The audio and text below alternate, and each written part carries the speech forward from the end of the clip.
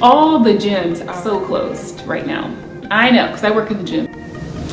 All my speaking gigs are canceled. No trip to Miami, none of that. Canceled. Everything under the sun is canceled. Everybody is working from home. This is your pilot speaking. My name is Adrian Oberhensli. I'm working from home today. So, and we know fitness teaches us what? The challenges, hard stuff makes us stronger.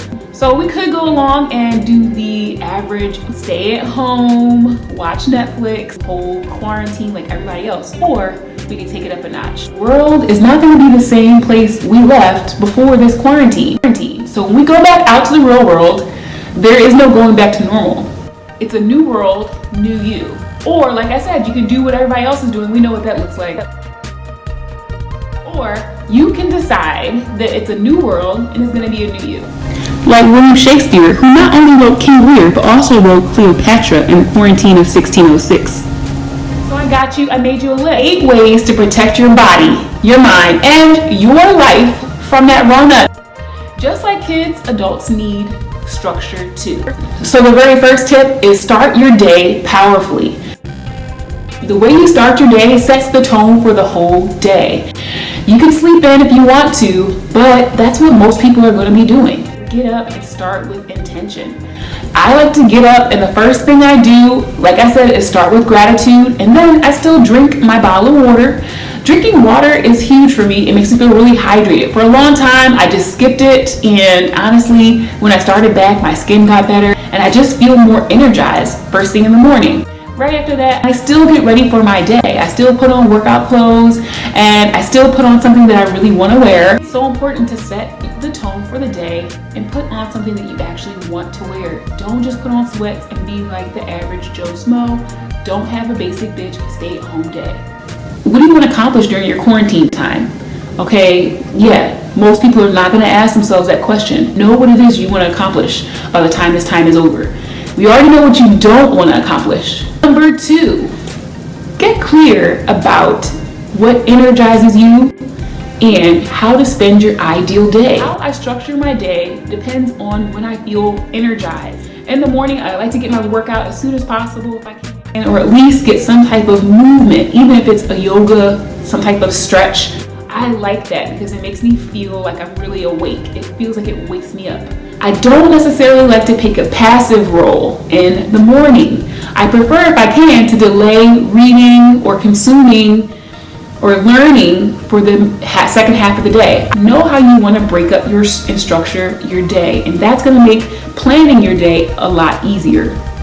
Just like kids need structure because they're home from school, adults need structure because they're home from work. Now that you have a main goal, it's going to be a lot easier to structure your day. It's really important to set a time for when you're going to eat. Let's face it, most people are not setting a time for when they're going to eat. They just go to the fridge and they grab a snack whenever. They don't know what's going to happen to them at the end of the quarantine.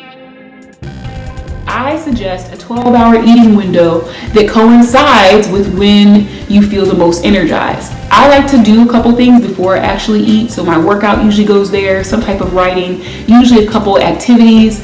Sometimes I'll get something really big out of the way in the beginning of the day so I feel more accomplished. So accomplishing something tough before I eat my first meal makes me feel like I actually earned it. I know that sounds crazy, but it makes me feel like, oh yeah, I earned this.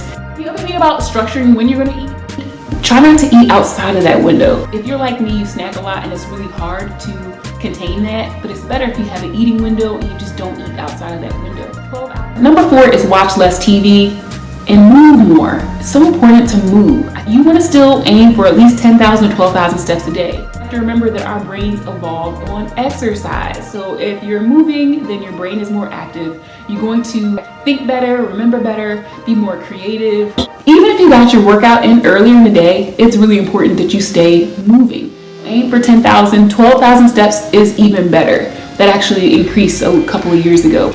TV has a lot of food ads, so typically the more you watch TV, the more food that you're going to eat. Last but not least, have community. Somehow figure out how you're going to have community. Use something that is going to make you not feel so isolated and alone.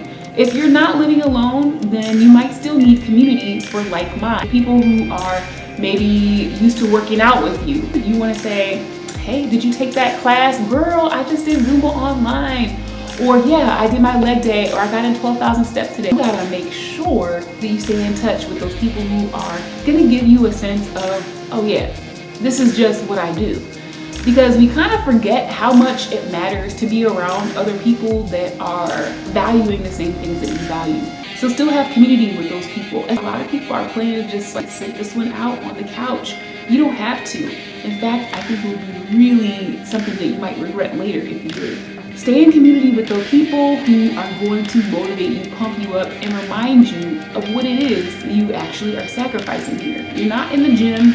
You are not spending time out in the real world. And when you go back to the real world, it's going to be completely different.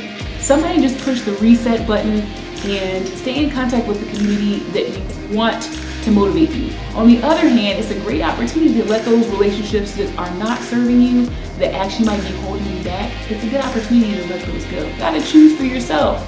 But I'm just saying, it's a great opportunity. This quarantine, you better use it wisely, okay? The world is more global now than ever before. This virus started in Wuhan, China, and it swept across the globe like it was nothing. Everything's gonna change because just like we know from fitness, it had to change. And when you have to change, then you do. So there are a lot of things that won't go back to normal. There's gonna be a new normal when you go back out from your quarantine, and if you want to use this time wisely, you can go back as the new you. New world, new you, why not? Sometimes knowing what you don't want is enough to motivate you into doing what it is that you do want. Remember, we both know what it is that you don't want. Yeah, that. You could choose to create something really amazing, like Shakespeare did during his quarantine. Just be really focused in knowing what it is that you do want. You might have to, several times throughout the day, remind yourself as to what it is you're up to during this quarantine. Not everybody's going to be thinking like you to make the most of it, but you're kind of in like a little cocoon, and you can emerge a butterfly. New world, new you.